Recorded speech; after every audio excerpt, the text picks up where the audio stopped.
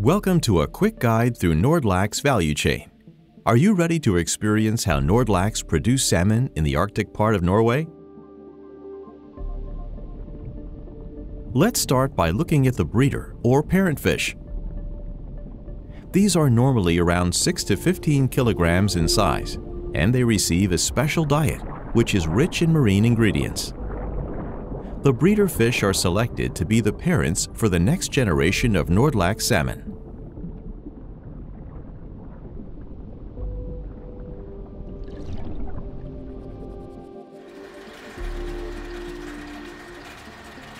The next step is to release the roe from the breeder fish.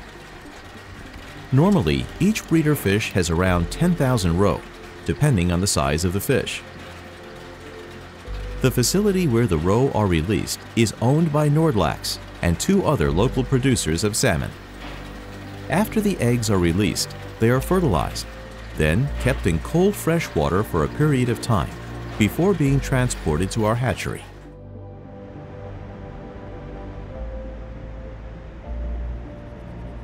At the hatchery, the roe are carefully monitored until the fish are ready to hatch. This is a tender phase in which Nordlaks must ensure an optimal environment for the roe. This includes correct temperatures, fresh clean water, which is crucial for survival.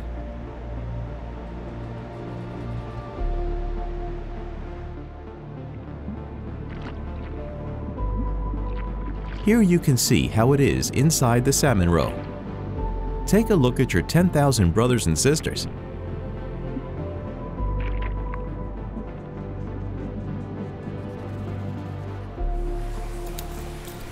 After hatching, the fish goes into tanks to grow.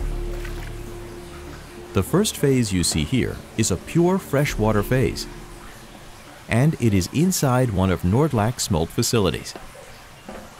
We have 3 such facilities today and plan for a 4th. The fish here is around 40 grams.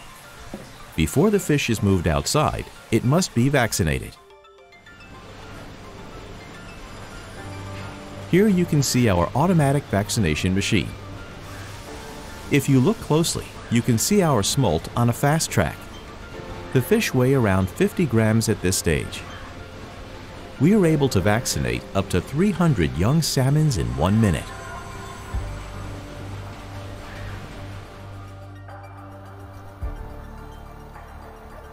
When the salmon has been vaccinated, it is ready to be transferred to a SMOLT tank right outside of the facility.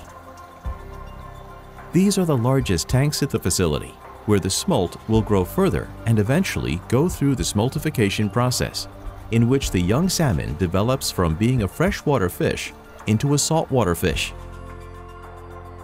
Once the SMOLT is ready, it is moved to one of our sea-based aquaculture farms.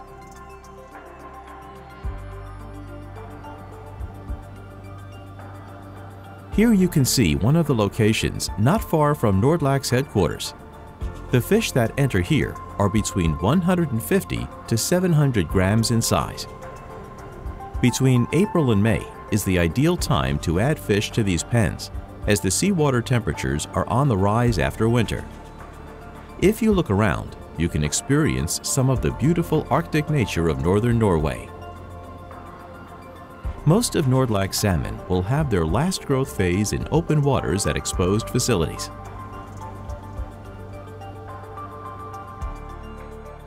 Last year, Nordlaks put into operation one of the largest projects we have ever done, the ocean farm.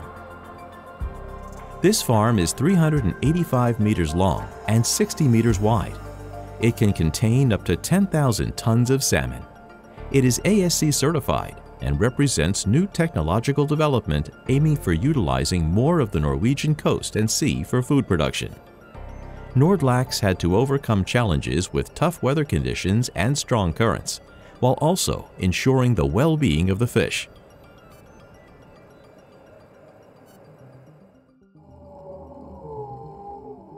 You are now underwater in one of our 6 pens in the ocean farm, on board one of our ROVs.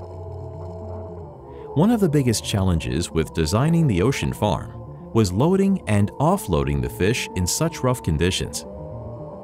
A part of the solution was to design and build 2 new wellboats. Let's have a quick look at them.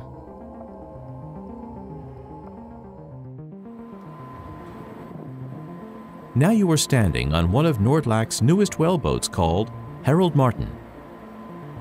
Here she is docked at the ocean farm to harvest the salmon. The wellboats were built with loads of new technology.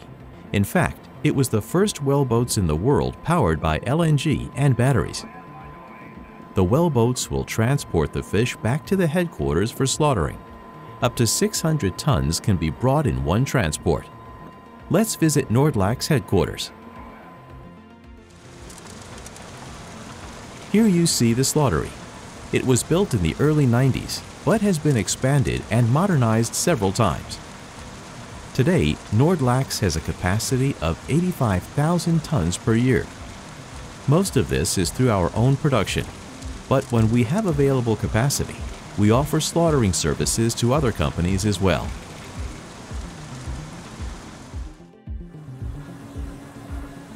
After the salmon has been gutted, it will go to the sorting station. Here we inspect the fish and decide if it qualifies for a superior grade or not. Depending on the quality and size, the fish qualify for either further filleting or packaging directly in boxes with ice, ready to be transported directly to the customer. When the salmon is packed, necessary labels will be added to the box. This ensures that the salmon is correctly documented in each box and that it gets shipped to the correct customer. The packing station will pack each pallet with salmon boxes and prepare it for transport by truck or air freight. The production-grade salmon is used in Nordlaks' filleting factory. Let's have a look at this next. The salmon is first split into 2 fillets and the head is removed. The pin bones are then removed by machines. Nordlaks also does an extra manual control, which you can see here.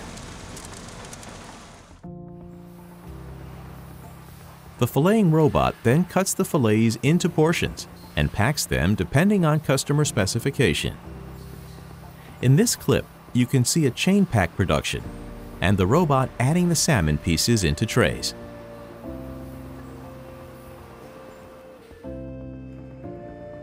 Let's go on a ride with one of our trucks to get a brief overview of the filleting factory.